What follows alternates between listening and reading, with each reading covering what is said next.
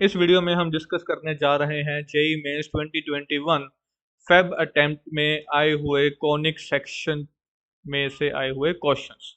6 के 6 अटेम्प्ट में 6 के 6 जो आपके शिफ्ट हुई थी उनमें कॉनिक सेक्शन और कोऑर्डिनेट ज्योमेट्री जिसमें स्ट्रेट लाइन जो सर्कल्स की बात करूंगा मैं, इन दोनों को मिला के दो दो क्वेश्चन आए हुए थे। तो इसमें ज़्यादातर एक एक क्वेश्चन ही आया हुआ था, कोई शिफ्ट ऐसी थी जिसमें दो क्वेश्चन भी आए हुए थे। ठीक है, सो बिना टाइम वेस्ट किए let's start. Our first question is the locus of midpoint of the line segment joining focus of the parabola to the point moving on it is a parabola equation whose directrix is क्या होगी। अब सबसे पहले तो ये बात आती है कि Y square equal to 4ax का जो फोकस है वो हमें पता है कि a, 0 होगा, राइट। और इस पे कोई भी पॉइंट में अगर बात करूं किसी भी पॉइंट की, मान लो कि ये एक पैराबोला है, ये इस पे कोई पॉइंट है, उसका कोई भी पॉइंट कैसा होता है हमारे पास, कैसा होता है 80 स्क्वायर 280, और यहाँ पे ये फोकस है। वो कह रहा है कि इनके मिड पॉइंट्स का लोकस फाइंड करना है। उसको हम एच कोमा के मान लेते हैं। ठीक है, बाद में एक्स कोमा वाई से रिप्लेस तो करना ही होता है। तो क्या करो, यहाँ से वैल्यूज निकाल लो। यहाँ से आपके पास जो एच की वैल्यू है वो क्या निकलेगी, एच या एक्स कह लूँ मैं, 80 स्क्वायर प्लस a/2, वाई की आएगी 280/2, यानी कि y की क्या वैल्यू आ गई आपके पास 80। यहाँ से आपके पास t की वैल्यू आ जाएगी y/a, ये वैल्यू यहाँ पे पुट कर दीजिए। क्या बन जाएगा 2x equal to a T square Y square by A square plus A. तो एक ये से ये कट हो गया। ठीक है, आप यहाँ से a को एलसीएम भी ए को एलसीएम ले लो और इसको इधर भेज दो, आपके पास आ जाएगा 2ax वाई स्क्वायर प्लस ए स्क्वायर। ठीक है, एक बार आप इसको कैलकुलेशन वगैरह एक बार चेक कर लेना यार, हाँ यही है। तो मेरे हिसाब से यही है। अब Y square equal to 2a times X minus a/2, X minus a/2, ये आपके पास आ जाएगा। अब जो इसकी डायरेक्ट्रिक्स है, अब जो इसकी डायरेक्ट्रिक्स है, यहाँ से पहले तो ध्यान से देखो, जो ये 4a होता है यहाँ पर, है ना, यहाँ पर हमारे पास 2a है। ठीक है, डायरेक्ट्रिक्स इसकी कैसे निकालते हैं, डायरेक्ट्रिक्स में जो ये वाली चीज होती है वो किसके बराबर आती है, यहाँ पे अगर 4a होता तो a के बराबर आती है, यहाँ पे 2a है तो फिर वो a/2 के बराबर आएगी। तो x की वैल्यू आ जाएगी a/2 प्लस a/2 यानी कि a। तो x equal to a which is my C option, है ना। आप कहोगे नहीं सर ऐसा कैसे, यहाँ पर भी माइनस आता है, यहाँ पर होती है वो नेगेटिव वाली साइड पे, तो इससे ये कट हो जाएगा, 0 आएगा। अब मुझे ये ठीक लग रहा है ना, क्लियर है। आगे, if P is a point on the parabola y equal to x square plus 4 which is closest to the straight line, okay then the coordinates of P is what। तो P एक closest point है, closest point का मतलब ये है कि उस point पे जब हम टेंजेंट बनाएंगे उसकी स्लोप इसके बराबर होगी जिसकी स्लोप 4 है। अगर मैं इसकी स्लोप की बात करूं तो dy/dx मेरे पास 2x आएगा, अगर मैं उसको 4 के बराबर कर दूं तो x की वैल्यू आएगी 2, x की वैल्यू 2 पुट कर दूं तो y की वैल्यू आ जाएगी 8। बहुत ही आसान क्वेश्चन, डी मेरे पास आ गया answer.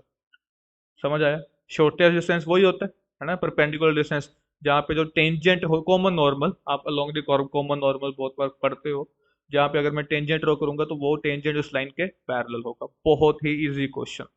Next, if the curve passes through the point 1,2, अगर ये 1,2 से पास कर रही है तो पास करवाओ, y की वैल्यू 2, यहाँ पे 1, तो a plus B plus C आ गया 2 के बराबर। And the tangent line to this curve at origin is y equal to x.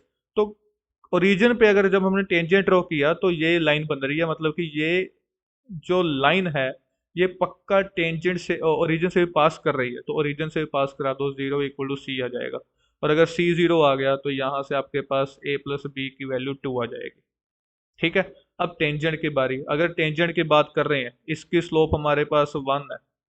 यहाँ पे जब मैं D Y by D X निकालूंगा तो मेरे पास आएगा 2ax प्लस बी, है ना। ओरिजिन है तो x की वैल्यू 0 हो जाएगी, अकेला b आएगा, किसके बराबर स्लोप करनी है 1 के, तो b की वैल्यू कितनी आ गई 1, b1 तो ab1, तो हमारे पास ए बी सी की वैल्यू आ गई बहुत आसानी से, a1 b1 c0। मैं कहता हूँ कहानी ही खत्म होगी इससे। क्लियर है, समझ आ गया, बढ़ा जाए आगे।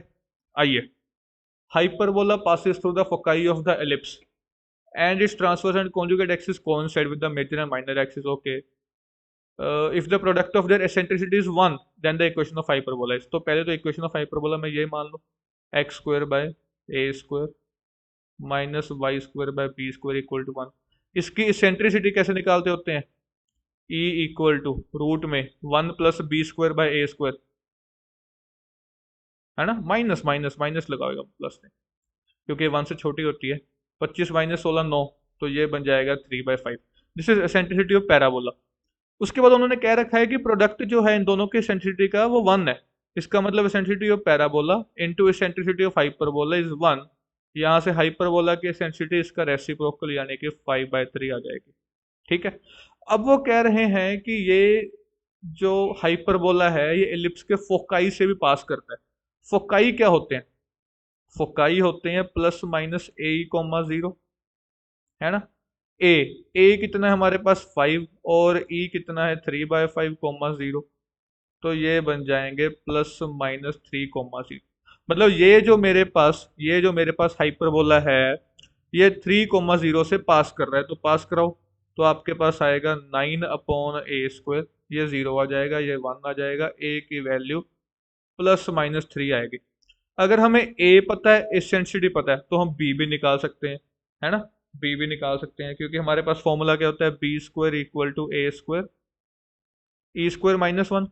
तो बी स्क्वायर क्या आ जाएगा, ए स्क्वायर क्या है हमारे पास 9, ई स्क्वायर -1, तो 25/9 -1, 9 से 9 कट हो जाएगा, 25 माइनस 9 कितना हो गया 16, तो बी स्क्वायर आ जाएगा 16। वैल्यूज यहाँ पे पुट कर दो, आपके पास आंसर बन जाएगा x square by A square कितना आ गया 9 minus y square by 16 equal to 1, which is option number A.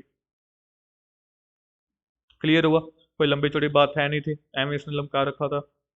Next question, if the curve this x square plus 2y square equal to 2, जो कि ये फिर से मुझे ये एलिप्स लग रही है, intersect the line at 2 points P and Q, then the angle subtended by the line segment PQ is what? Okay, so x plus y equal to 1 की अगर बात की जाए तो ये लाइन तो ऐसी ही होती है। हमें पता है कि ये वाला पॉइंट इसका 1,0 होता है, ये वाला पॉइंट इसका 0,1 होता है। और ये जो एलिप्स है इसमें अब ध्यान से देखो, अगर आप y की वैल्यू 0 पुट करोगे तो एक्स स्क्वायर 2 आ रहा है, यानी कि x की वैल्यू प्लस माइनस √2, जो कि इनके बाहर आ रही है। अगर मैं अगर मैं x 0 पुट करूंगा तो y की वैल्यू प्लस माइनस 1 आ रही है। तो ये जो हमारा एलिप्स है ये इस पॉइंट से पास करेगा और इससे दूर जाके ऐसा कुछ बनाएगा ये। तो एक तो पासिंग पॉइंट यही मिल गया, लेट्स से P, इसको हम मान लेते हैं Q। अब दूसरा पॉइंट हमें ये वाला एंगल निकालना है कि ये दोनों जो पॉइंट्स हैं ये सेंटर पर कितना एंगल बना रहे हैं, ये एंगल निकालना है, जिसमें से ये तो 90 है ही है। हमें ये एंगल चाहिए थीटा, ये एंगल चाहिए थीटा, π/2 में वो ऐड कर देंगे। ठीक है, अच्छा अब ये पता करने के लिए क्यू पॉइंट पता होना चाहिए, तो वो कैसे निकलेगा, एक्स की वैल्यू निकाल लो 1 माइनस वाई, यहाँ पे पुट कर दो 1 माइनस वाई का square 2y square 2, 1 plus y square minus 2y plus 2y square equal to 2, that will become 3y square minus 2y minus 1। इसकी मिडिल टर्म स्प्लिटिंग कर दो, माइनस 3y प्लस वाई, ये बन जाएगा 3y plus 1 y minus 1, तो y की value 2 आ गई, -1/3 1। 1 वाला पॉइंट तो ये P रहा, ये हमें पता लग गया, ये Q वाला। और अगर y की वैल्यू -1/3 है तो x की वैल्यू 1 माइनस माइनस 1/3 यानी कि प्लस 1/3, ये बन जाएगा 4/3। So this point is 4/3, 1/3 -1/3। अगर मैं अल्फा ए थीटा की बात करूं तो यहां से मेरे पास ये एंगल फाइंड करने के लिए आप ये समझो कि हम इस राइट एंगल ट्रायंगल की एक की बात कर रहे हैं, ठीक है, जिसमें ये एंगल थीटा है। और जो ये वाला डिस्टेंस है, जो ये डिस्टेंस देखो यहाँ से लेकर यहाँ तक का डिस्टेंस कितना है, ये डिस्टेंस है 4/3, ये डिस्टेंस है 1/3। पॉजिटिव और नेगेटिव वो डिस्टेंस 1/3 है, तो यहाँ पे आप tan थीटा निकाल सकते हो क्योंकि tan के फॉर्म में ही है। 1/3/4/3, वन से ये कैंसिल, 1/4 आ गया। तो जी ये डी आपका रहा आंसर, ये डी रहा आपका आंसर एंगल फाइंड करने के लिए। क्लियर है? आगे बढ़ा जाए, next question. A line is a common tangent, इसी की वेट हो रही थी बिकॉज कॉमन टेंजेंट हम बार बार क्लास में कहते हैं कि बहुत इंपॉर्टेंट है, बहुत इंपॉर्टेंट है। वही आ चुका है, ठीक है। तो ये एक सर्कल है, ये एक पैराबोला है, दो पॉइंट पे कर रहे हैं, कहते हैं पॉइंट ऑफ कांटेक्ट दो हैं, और फर्स्ट क्वाड्रेंट में लाई कर रहे हैं। तो पहले तो टेंजेंट की इक्वेशन निकालनी पड़ेगी। इसका कोई भी टेंजेंट किस फॉर्म में होता है, ए की वैल्यू 1 है, ऐसे सिखाते हैं। फिर हम कहते हैं कि इस टेंजेंट का इसके सेंटर से, जिसका सेंटर है इसके सेंटर से 3 डिस्टेंस पर होगा, तो हम पॉइंट पुट करते हैं। तो हमारे पास आता है 3m प्लस 1/m अपॉन में रूट में m² प्लस 1 इक्वल टू 3। फिर क्रॉस मल्टीप्लाई करके करते हैं स्क्वेयरिंग। पहले तो एलसीएम ले लो, तो 3m² plus 1 equal to 3m root m² plus 1, ऐसा कुछ होगा आगे ना। अब करते हैं स्क्वेयरिंग, आइए इसका स्क्वायर करके क्या है, 9m⁴ प्लस 6m² प्लस 1। इसका स्क्वायर करूंगा 9m², तो ये बन जाएगा फिर से 9m4 प्लस 9m², ये कैंसिल हो गया, ये उधर चला जाएगा, m की वैल्यू प्लस माइनस 1/√3 हो जाएगी। बट अगर हम फर्स्ट क्वाड्रेंट में कह रहे हैं, क्योंकि आपको ये पता लग चुका है कि ये ऐसा और ऐसा सीन है, तो जो ये चीज़ है फर्स्ट क्वाड्रेंट में ये स्लोप ऐसे पॉजिटिव ही रहेगी, तो मैं m की वैल्यू प्लस 1/√3 लूंगा। और m की वैल्यू प्लस प्लस 1/√3 लेके मेरे पास इक्वेशन आ जाएगी x plus √3, x plus 3/√3 actually, अगर मैं एल्शियम ले लूंगा तो, अगर मैं एल्शियम ले लूंगा तो, ठीक है। तो अब हमें चाहिए पॉइंट ऑफ इंटरसेक्शन, अब हमें चाहिए पॉइंट ऑफ इंटरसेक्शन, वो अब आप अपने आप निकाल सकते हो, वो अब आपका काम है कि आप वो कैसे निकालते हो, ठीक है। आपके पास m की फॉर्म में पॉइंट याद होना चाहिए आपको, am² और 2am, है ना। आप उसको भी यूज़ कर सकते हो, एंड वो निकाल के आप सर्कल में भी आप निकाल लोगे उन दोनों में से, फिर आप इसकी वैल्यू बड़ी आसानी से निकाल सकते हो। कंसेप्ट ये है, क्लियर हुआ? ठीक है। इसका जो आंसर आ रहा है, जो एनटीए ने दे रखा है, वो 9 है, आप लोग वेरीफाई कर लेना। अगर नहीं होगा तो आप नीचे कमेंट में आप लिख सकते हो कि सर इसका आंसर नहीं आया, तो हम उसका पोस्ट कर देंगे, ठीक है। क्लियर है? आगे बढ़ा जाए। Let L be a common tangent, again common tangent आ गया ना ये डिमांड पे। Let L be a common tangent line to the curve 4x² plus 9y², इसको थोड़ा सा अच्छे से लिखो। ये हमारे पास बन जाएगा x² बाय 9 प्लस y²बाय 4 इक्वल टू 1, ठीक है। अब देखा देखा होने लग गया, ये हमारे पास बन गया एक parabola, sorry ellipse.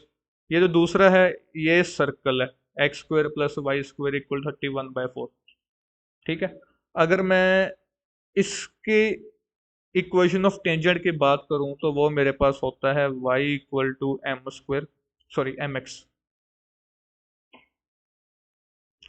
y equal to mx plus minus root में a²m² प्लस b², है ना। और अगर इसकी बात की जाए, ये होता है y equal to mx plus minus r, है ना। r रूट में है, रूट 31/4, r रूट में 1 प्लस m का स्क्वायर। अगर ये दोनों कॉमन है तो यार इन्हीं का ही फर्क है, इन दोनों को इक्वेट करके स्क्वेयरिंग कर दें, तो हमारे पास क्या आ रहा है, 9m² plus 4 equal to 31/4 plus 31m²/4। ये लो जिसको कर दो सॉल्व अब, ये बन जाएगा 9 माइनस, ये लो जी 36 माइनस 31, 31 माइनस 16, आ गया आंसर। m²3, अच्छा स्क्वायर ही पूछा हुआ है, ले लो। वो कहते ज़्यादा कष्ट उठाने की जरूरत है नहीं। ये आपका आ गया आंसर, ठीक है। इसके साथ ही बच्चों हमारे कॉनिक सेक्शन वाला पार्ट होता है समाप्त। हमारे ऑलमोस्ट वो सारे चैप्टर्स हो चुके हैं, थोड़े से बचे हैं, वो भी आपको जल्द मिल जाएंगे। मिलते हैं नेक्स्ट वीडियो में नए चैप्टर के साथ। तब तक थैंक यू, कीप प्रैक्टिसिंग।